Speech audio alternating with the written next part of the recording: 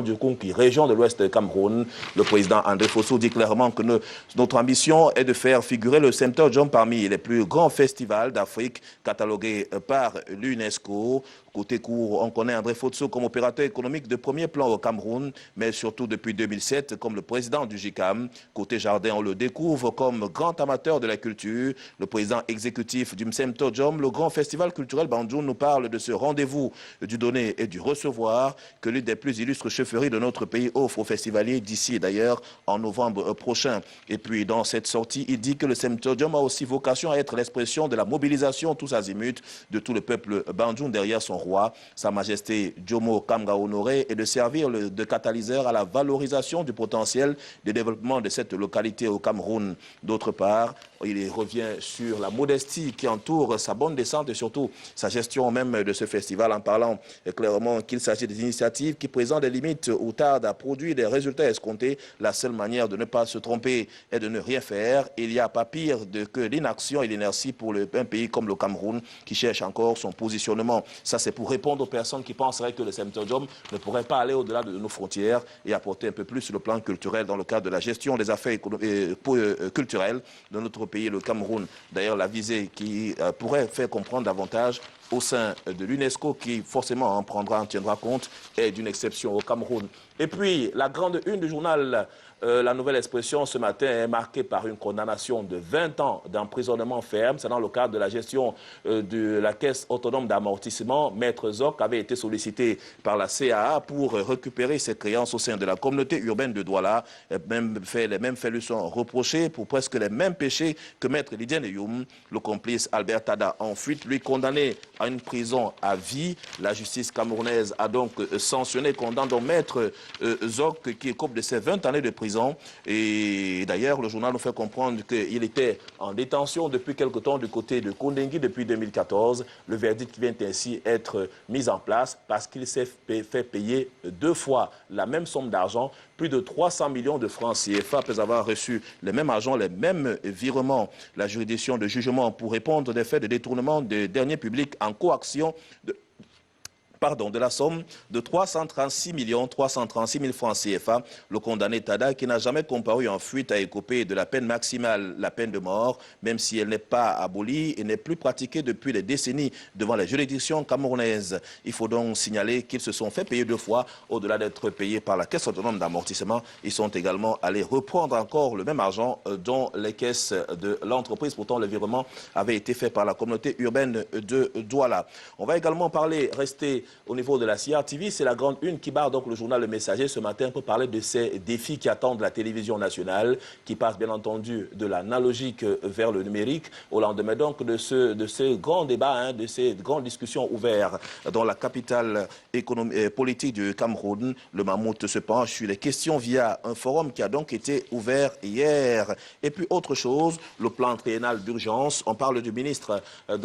camerounais en charge du développement rural, lui qui était donc il y a quelques jours face aux responsables de son secteur. Henri Yeba ici a été clair. Il a donc tensé les responsables administratifs de son département ministériel en indiquant que c'est lui qui convoque donc cette réunion et qu'il y a des précisions qui doivent être mises, qui doivent être observées sur autre instruction. Au chapitre donc des actions à mener, Henri Yeba ici retient 4 axes prioritaires. L'exécution du plan triennal d'urgence 2016-2018 avec la création d'agropoles et l'appui aux agro-industries, la modernisation de l'agriculture camerounaise, telle que souhaitée par Paul Biya au dernier Conseil des ministres et selon l'Obinader. Il s'agira de mettre sur pied des stratégies afin de développer les produits par filière, la poursuite méthodique de l'exécution missionnaire des missions permanentes au Obinader et le double rôle de facilitateur et d'accompagnateur des managers. C'est autant d'éléments d'information qui nous permettront de comprendre davantage qu'à ce niveau-là, beaucoup de choses ont été faites.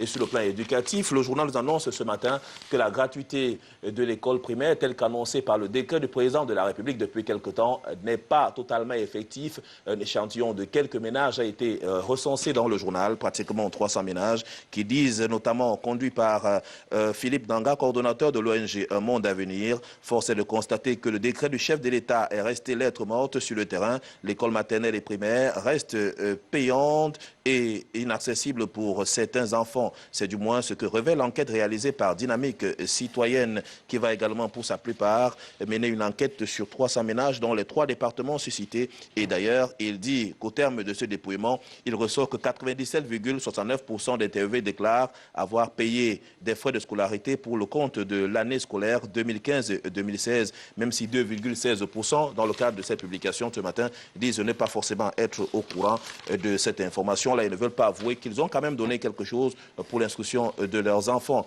Et puis, autre chose dans le journal, ce sont les bonnes affaires qui se déroulent du côté de Soa, Yaoundé-Soa, dans le cadre, bien sûr, de la mise en place de secteurs de transport, les cars là-bas, un véritable chemin de croix et même qui regroupe plusieurs personnes, notamment les étudiants et même des cars de transport. Les bonnes affaires donc de ces cars de transport-là sont évoquées ce matin dans le journal Le Messager en son édition numéro 4435. Le trafic opéré sur le tronçon routier qui rallie la capitale politique du Cameroun à la grande ville universitaire de Soa est une vaste entreprise qui mobilise d'énormes ressources humaines et financières pour le bonheur, bien sûr, de ses acteurs. Et puis, sur le plan économique, toujours, on reste dans la région du Sud en parlant quand même des prouesses qui sont à mettre à l'actif de ces populations, notamment les cultivateurs de cette région du Sud, qui ont quand même pu récolter plus de 60 tonnes de cacao vendues par ces producteurs, notamment à Nkoetié. C'était lors de la cérémonie solennelle de cette vente groupée de cacao tenue au village Nkoetié dans l'arrondissement de Buomboulou, dans le département de l'Anvila, et reçu l'onction du ministre du Commerce, une initiative d'ailleurs que 2 unions de GIC des cacaoculteurs et d'ailleurs à travers l'Office national de cacao et du café du Cameroun ont tenté, bien entendu, de gérer. On va également parler dans ce journal avec la sortie de Madame donc le ministre, Madame l'ambassadrice d'Italie au Cameroun, Samuela Isopi, qui était donc face à la presse. Et d'ailleurs, dans le cadre d'une rencontre, ils ont beaucoup débattu. Des éléments importants qu'on peut ressortir ce matin, c'est que l'ambassade d'Italie dit quand même clairement qu'il y a 300 étudiants camerounais qui poursuivent les études du côté de l'Italie. Une situation qui devrait, à son avis, être revue parce qu'elle voudrait booster à 400 pratiquement le nombre d'étudiants qui profitent ainsi de ces cours dans ce pays-là. Et puis d'autres faits également qu'elle a eu à relever, c'est de comprendre la particularité de ces enseignements-là avec des chiffres ce matin qu'elle évoque dans les colonnes du journal,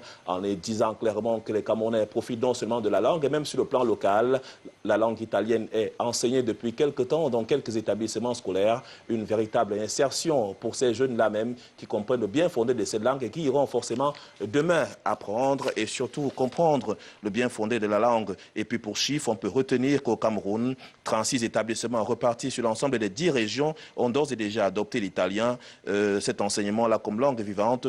72 enseignants ont été formés pour la circonstance pour un total de 3180 élèves. Samuela Isopi s'exprimait donc dans le cadre d'une rencontre de présentation de l'agenda culturel de son ambassade. On va passer au journal Ouest Littoral ce matin qui s'arrête un peu à sa une principale sur ces milliards qui sont partis en fumée. Le journal Index, d'ailleurs, la gestion de la compagnie aérienne nationale du Cameroun, Camerco, en disant clairement que le président de la République n'a plus besoin de ces personnes-là qui sont citées en termes de gestion même de cette compagnie. Évoqué ce matin, le président du conseil d'administration, Edouard Kamem-Foumé, et le directeur général, Jean-Paul Nana Sandio, en disant clairement que cet argent ne devrait plus permettre à ce que ces personnes, même s'il faut remobiliser autant de finances, mais que le président revoit donc la copie à ce niveau. Et puis à Douala 5e, la bataille engagée par le préfet du département du Vouri depuis quelque temps pour booster le développement dans la ville et surtout mettre hors d'état de nuire et hors d'état de fonctionnement les agences clandestines dans la capitale économique du Cameroun. Celui de l'agence par exemple Nkwedem, dont le guichet se confondait avec le comptoir d'un bar. Le bar qui a été tout simplement fermé. L'opération coup de poing menée par le préfet du Vouri a eu lieu, c'était donc le 15 octobre dernier. Des policiers corrompus au marché chinois d'Aqua. C'est donc sous l'œil très averti de Georges Sémé, rédacteur en chef du journal Ouest Littoral. Et puis d'autre part, on va comprendre que ce n'est pas tout toujours dans cette bataille, dans cette lutte contre le désordre urbain.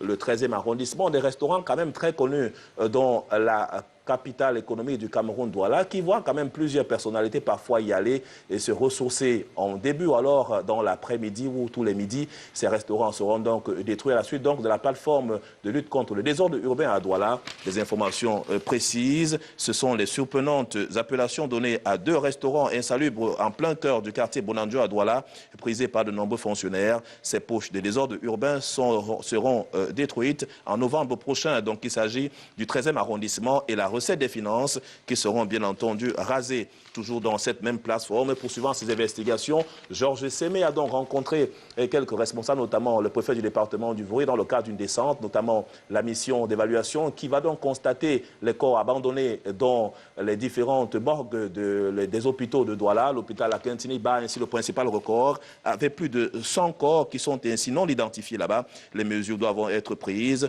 une fois de plus, pour permettre à ce que les institutions hospitalières donc, se libèrent. 60 cadavres en octobre 2014. On parle de ces cadavres. Les autres hôpitaux de centres de santé dotés de morgues plus ou moins bien entretenus sera partage la portion congrue. Rappelons d'ailleurs que le journal voudrait dire ici qu'il s'agit de plusieurs cadavres qui n'ont pas encore été identifiés. Parfois, ceci c'est à la suite des accidents de la circulation et d'autres donc c'est les corps qui sont repêchés à la suite de la noyade. Il faut donc voir comment pouvoir récupérer même l'ensemble de ces corps-là pour essayer d'avancer véritablement dans notre pays, le Cameroun. Et puis le journal Europe Plus également choisi d'être dans les kiosques de ce matin.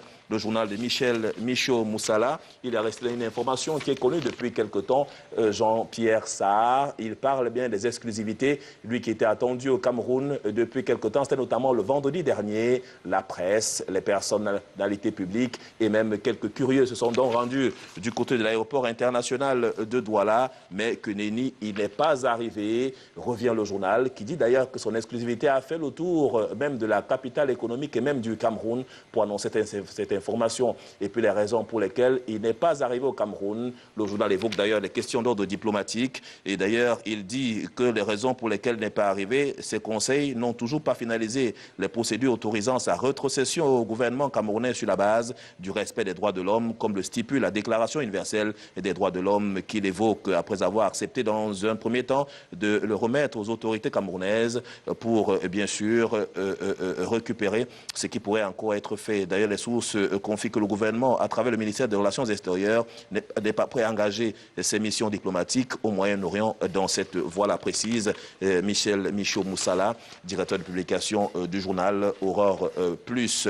Et puis d'autres choses à lire également dans les colonnes de ce journal. On parle donc de cette cérémonie déroulée hier, ici même à Douala, à la faveur donc de la mise dans de l'opérationnalité de 9 locomotives par la société Camrail. Le ministre des Transports était bel et bien présent, Edgar Alain Mebengo. Et le journal s'interroge sur le pourquoi Philémon Yan a fait ombrage à Mebengo pour la mise en service des 9 nouvelles locomotives de Camrail. Le Premier ministre a pour la première fois présidé personnellement une cérémonie réservée au ministre des Transports, faisant de la première sortie à Douala d'Edgar Alain Mebengo un pétard mouillé. À propos, Edgar Alain Mebengo, qui est le patron du département ministériel des Transports, a tenu à montrer devant le Premier ministre qu'il n'est pas le membre du gouvernement qu'on lui prête, mais qu'il est un maillon de cette action du gouvernement et entend jouer à fond sa carte pour permettre à son chef, Yan Philémon, de gagner le pari qui vient de leur assigner. C'est pourquoi il a tenu à souligner d'autres points importants qu'on pourra d'ailleurs reconquérir en lisant clairement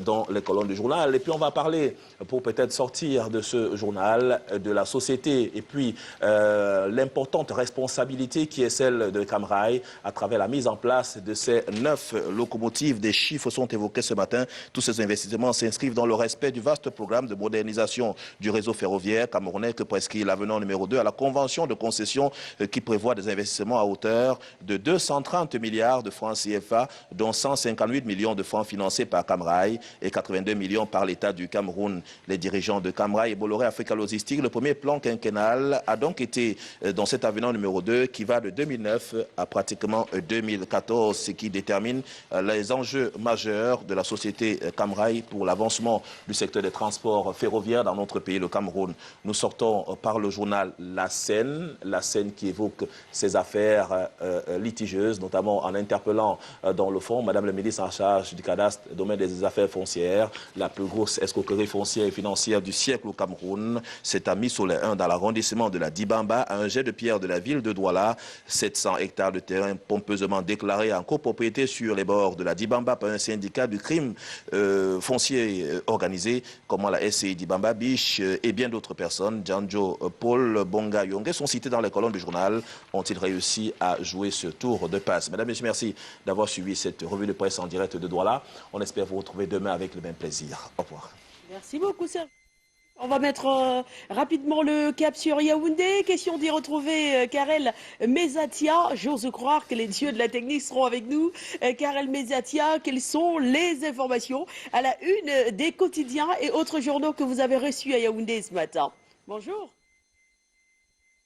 Et merci de nous retrouver pour cette deuxième partie de la lecture des unes des journaux en direct de la capitale politique camerounaise Yaoundé. C'est donc un plaisir renouvelé chaque jour. Merci et bienvenue. Transport ferroviaire du nouveau sur nos routes. Titre Cameroun Tribune à la une ce matin. La cérémonie de mise en service officielle de 9 nouvelles locomotives a eu lieu hier à la gare voyageurs de Bassengue, dans la capitale économique camerounaise Douala, sous la présidence du Premier ministre chef du gouvernement Philémon Yon.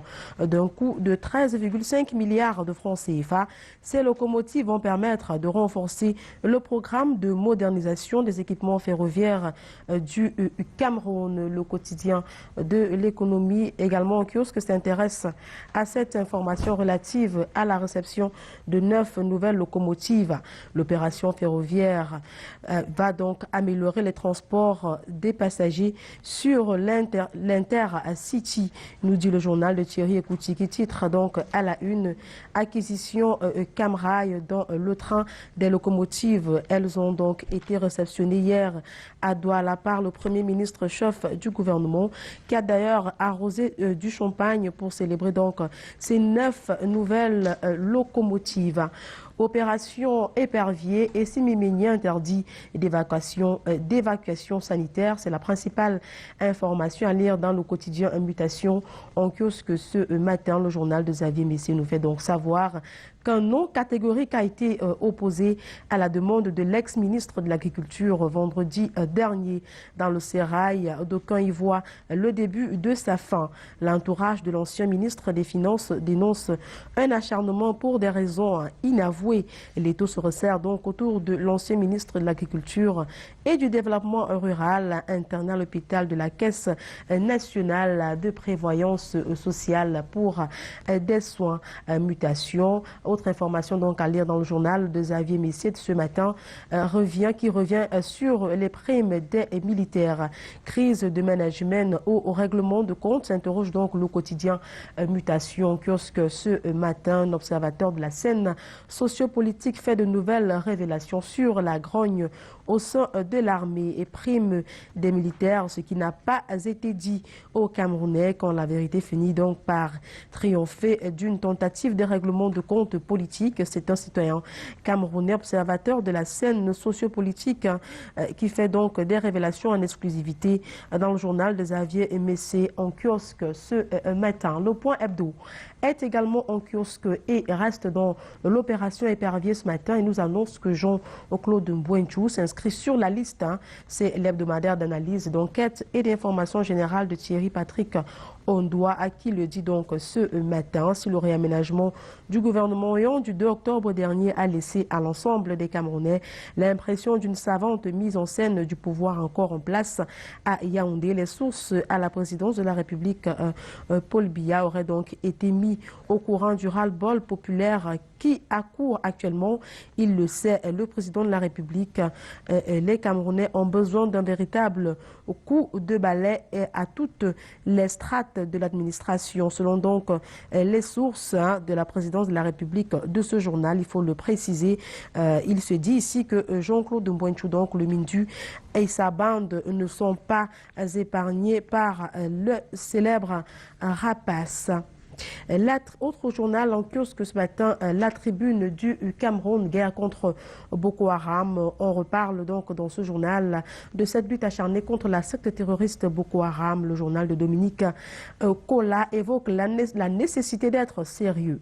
Récupération politique, positionnement, instrumentalisation, stigmatisation, chantage, règlement de compte au menu.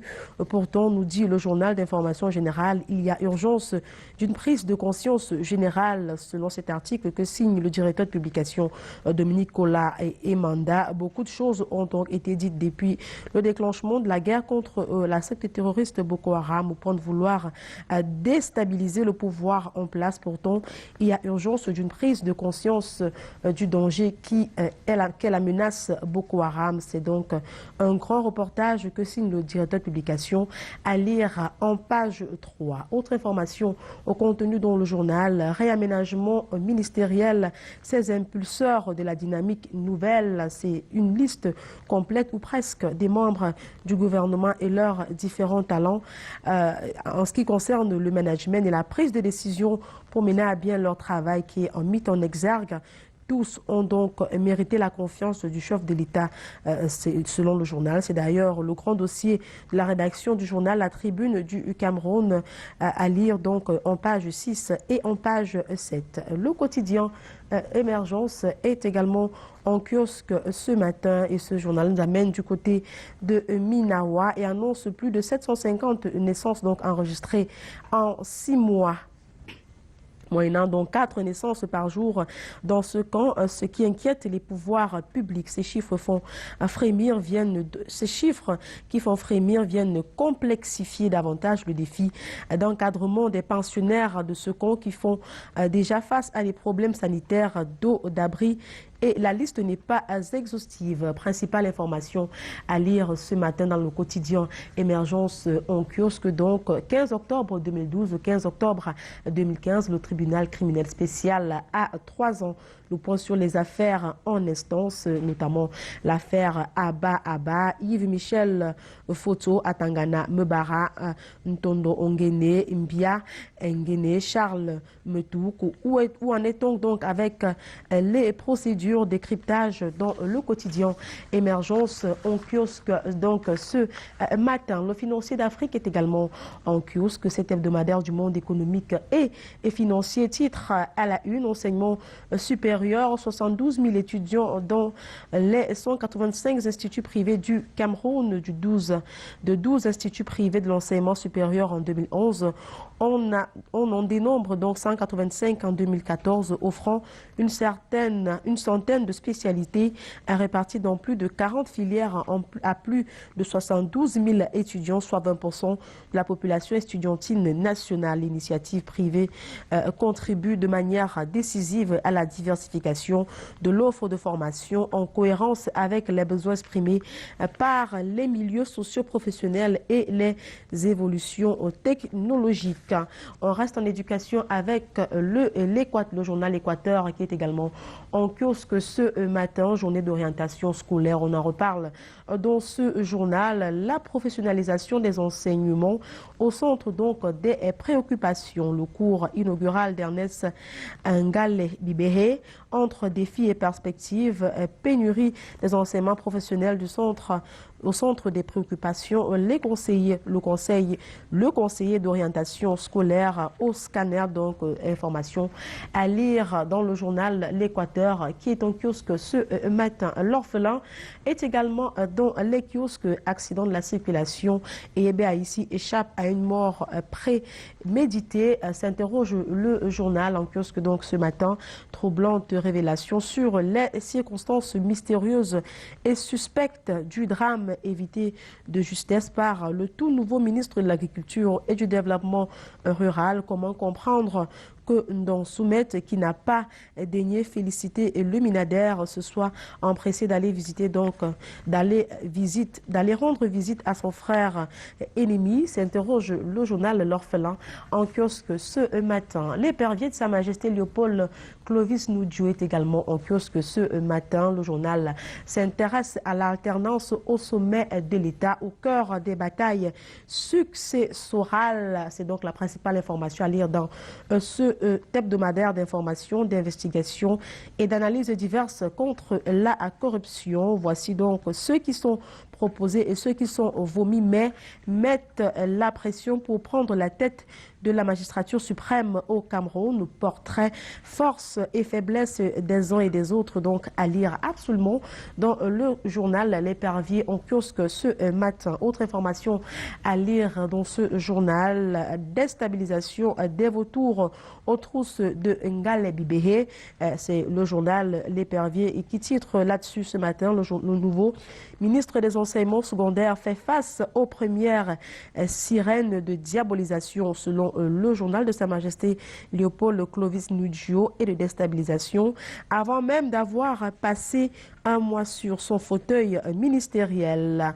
Le journal, donc L'Épervier, revient amplement là-dessus. En page 5, autre information toujours à lire dans le journal de Sa Majesté Léopold Clovis Nudjo en kiosque ce matin. Sérail qui veut tuer Eyebe Aïssi s'interroge donc ce journal. Le ministre de l'Agriculture et du Développement rural, on le sait, a donc échappé de justesse à la mort jeudi dernier à la suite d'un grave accident de la circulation survenu à Olembe. C'est ici même à Yaoundé. On parle politique à présent avec la vague qui est dans les kiosques ce matin. Rassemblement démocratique du peuple camerounais du côté de l'océan. Le retour donc de vieux démons, titre le journal La Vague à la une, avec l'annonce des renouvellements donc des organes de base du Rassemblement démocratique du peuple camerounais. Les anciens amis se regardent désormais en chien de faïence, nous dit le journal La Vague. Le préfet Antoine Bissaga met en garde tous les hommes politiques